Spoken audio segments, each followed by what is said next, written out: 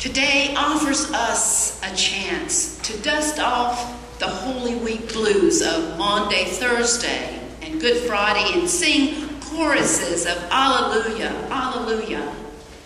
This is the day of all days, which is the defining moment of our Christian faith, and it allows us to experience again the wonder of the resurrection, a mystery that still lures us after 2,000 years of telling the greatest story ever told. We come to Easter Sunday in hopes of hearing songs of the joyous defeat of death by the resurrection of Jesus. And truth be told, we might even confess that we too could use a little resurrecting now and again. And yet, this gospel reading that we heard this morning leaves us staring into an empty tomb and wondering just how the women that first Easter morning managed their terror mixed with their already burning grief. A story about emptiness, fear, and anxiety is no way to celebrate a resurrection. Or maybe that is exactly where we need to begin, with our own anxieties, our own fears, and feelings of emptiness. And I confess I've had my feelings of those this week. Actually, yesterday morning I awoke from a dream. In the dream, we were gathering at this church for Easter morning service, a service of resurrection, of great anticipation and hope. And where we began to gather was outside of the church, up on a grassy knoll overlooking the building. There were lots and lots of children, babies, all needing attending, and I'm helping in the dream with the nursery attendants and helping them care for the children. When Karen, our secretary, approaches me about 15 minutes prior to the Easter service beginning with blank bulletins, saying to me, "I hope you brought the bulletins because my mailbox was empty." In my haste, I had forgotten, as I always do, remember to email Karen the contents of the bulletin. And so when I opened it up just to see if she was fooling me, it was really blank, completely empty. I immediately got up within all my anxiety and ran and fled to the house to bring it back to the church in time to get them printed for the service. I awake not knowing if I made it back or not. So I awoke with a lot of feeling of anxiety and fear. What a disaster. An Easter morning with no Easter bulletin. What a disaster. But that was nothing compared to the disaster that Mary Magdalene, Mary the mother of James, and Salome met that first Easter morning. When they go to the cemetery to finish the burial process, they are already worried about who will roll away the huge stone from the entrance of the tomb. Imagine their surprise. Imagine their anxiety when they find the stone already rolled away and a young man dressed in a white robe inside, as if he was waiting for them.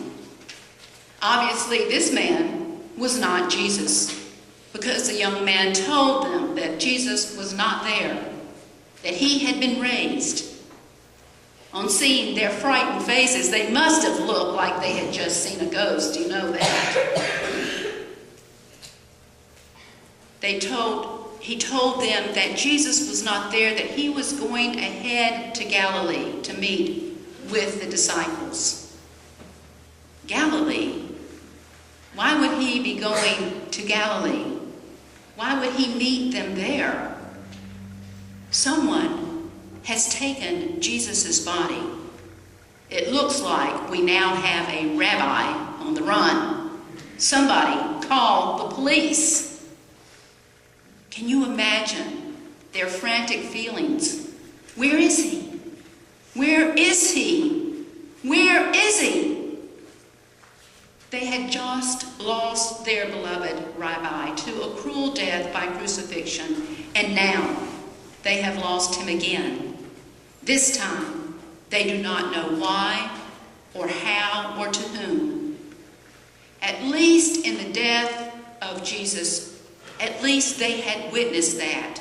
They knew that he had died because they had wrapped his body in linen cloths just in time before the sun went down and the Sabbath began.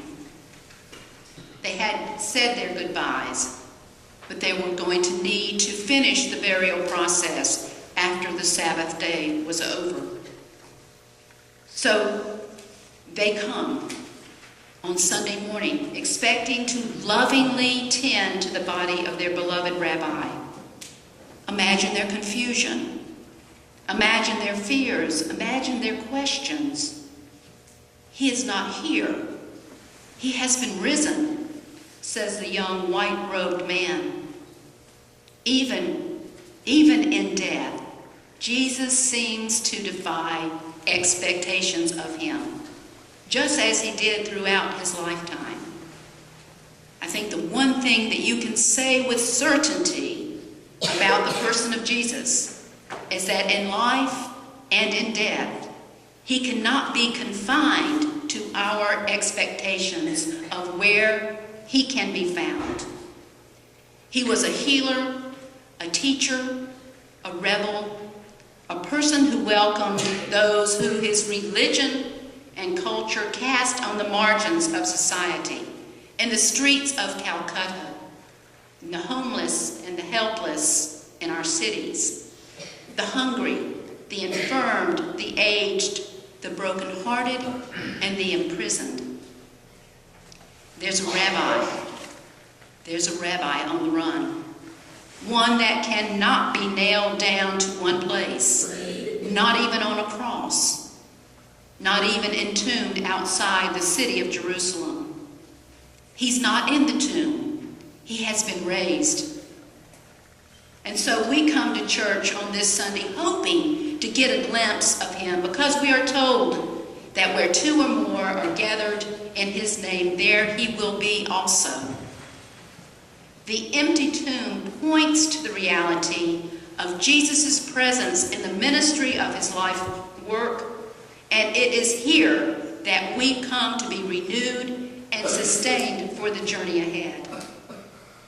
What we do here helps us go into the world to do the work that we are called to do. And so here we begin our Easter mission as we gather to baptize babies and adults and youth, and to sing psalms together, to pray for the world and for our own broken lives, to bury our dead, to listen for the word of God, to share the bread of life and the cup of salvation, to feed the hungry, to learn more about the one we call Lord, so that we might fully learn who we are as his disciples, knowing that we are claimed by him as children of the living God.